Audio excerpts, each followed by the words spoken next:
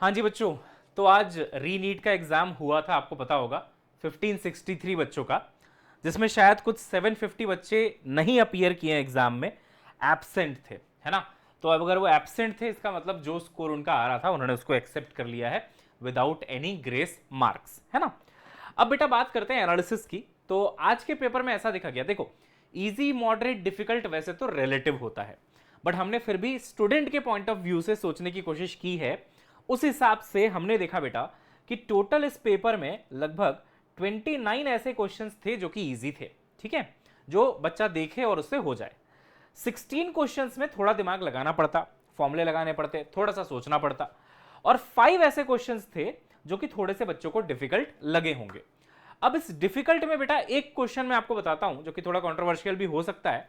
उसमें उन्होंने पूछा था कि वाइब्रेशनल डिग्री ऑफ फ्रीडम कितनी होती है फॉर पॉली एटॉमिक मॉलिक्यूल, और उसका गामा के टर्म्स में यानी कि सीपी बाई सीवी के टर्म्स में एक फॉर्मूला दिया हुआ था, है ना। तो जनरली वो चीज आपको नहीं बताई जाती है, वाइब्रेशनल जो हम लोग इग्नोर करते हैं डिग्री ऑफ फ्रीडम को, ठीक है।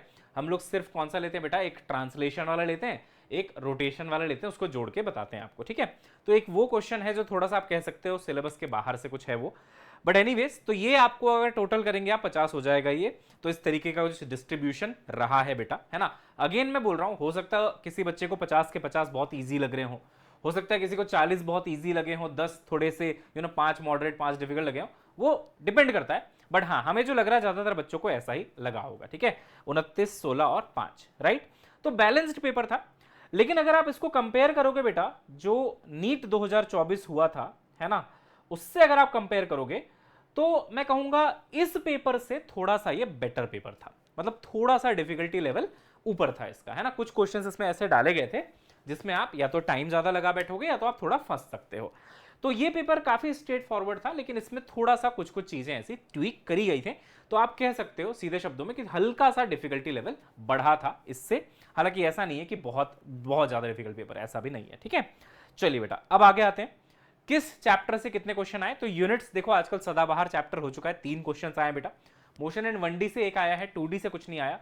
एनएलएम फ्रिक्शन से एक क्वेश्चन आया बेटा, वर्क पावर एनर्जी सर्कुलर से 3, और मेनली इसमें वर्क पावर से 1 और सर्कुलर से 2 क्वेश्चन देखे गए हैं।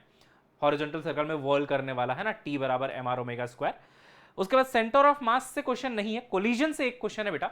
जब किसी चीज को ड्रॉप कर देते हैं तो वेलोसिटी ई इंटू वी हो जाती है और height E square into H हो जाता है। तो डायरेक्ट फॉर्मुला बेस्ड क्वेश्चन था, इजी था, ठीक है। रोटेशन से एक अच्छा क्वेश्चन आया है। देखो इसको कुछ बच्चे मॉडरेट बोल सकते हैं, कुछ बच्चे डिफिकल्ट बोल सकते हैं। मोमेंट ऑफ इनर्शिया में पैरेलल एक्सिस थ्योरम लगा के रेडियस ऑफ जायरेशन निकालना था। थोड़ा सा कैलकुलेशन में टाइम लग सकता है, और जिसने रोटेशन अच्छे से नहीं पढ़ा है उसको थोड़ा सा दिक्कत हो सकती है, बट हाँ जिसने पढ़ा हुआ है उससे वो आराम से हो जाता है, ठीक है। एक क्वेश्चन वहां से आया था बेटा। ग्रेविटेशन से आपके 2 क्वेश्चन आए थे। देन सॉलिड से क्वेश्चन नहीं आया कोई क्वेश्चन। हाँ, फ्लूइड में एक बर्नौलीज प्रिंसिपल, वैसे बर्नौलीज की जरूरत नहीं पड़ेगी, कंटिन्यूटी से क्वेश्चन सॉल्व हो रहा था, ठीक है। A1 V1 बराबर A2 V2, वो एक क्वेश्चन आया हुआ है। थर्मल से 3 क्वेश्चन आए हैं, और थर्मल में बेटा देखो एक क्वेश्चन तो मैंने आपको बताया कि थोड़ा सा कंट्रोवर्शियल सा आया है ना, वाइब्रेशनल डिग्री ऑफ फ्रीडम का फॉर्मूला पूछा गया है आपसे, और एक थर्मल इक्विलिब्रियम बेसिक सा पूछा है, और एक और क्वेश्चन है कि अगर फोम लगा देते हैं घर में तो ठंडा रहता है गर्म रहता है, सिंपल सा कंसेप्चुअल क्वेश्चन है, वो आसान था। एसएचएम से 3 क्वेश्चन आया बेटा, और वेव्स से आपका एक क्वेश्चन आया हुआ है, ठीक है।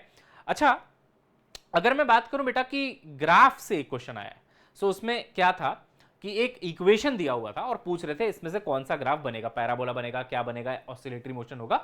तो इसको आप किसी चैप्टर में कैटेगराइज करना मुश्किल होगा, बट हाँ आप इसको बोल लीजिए कि बेसिक कंसेप्ट है, बेसिक मैथ जो आप पढ़ते हैं वहां के ग्राफ से ये क्वेश्चन आया हुआ था, ठीक है।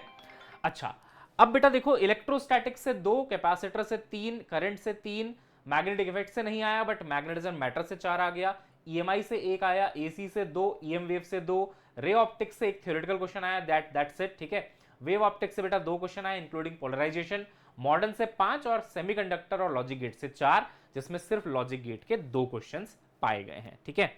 तो ये बेटा कुछ डिस्ट्रीब्यूशन रहा है, और जैसा कि मैंने बताया कि यार थोड़ा सा हल्का सा पेपर का डिफिकल्टी लेवल थोड़ा सा जो है ऊपर देखा गया है। अब उसको कैसे रिजल्ट के तौर पे एनटीए आपके सामने रखता है वो मुझे नहीं पता, बट ऐसा नहीं है कि पहले री एग्जाम्स नहीं हुए हैं, पिछले साल भी कुछ बच्चों का री एग्जाम हुआ था, है ना।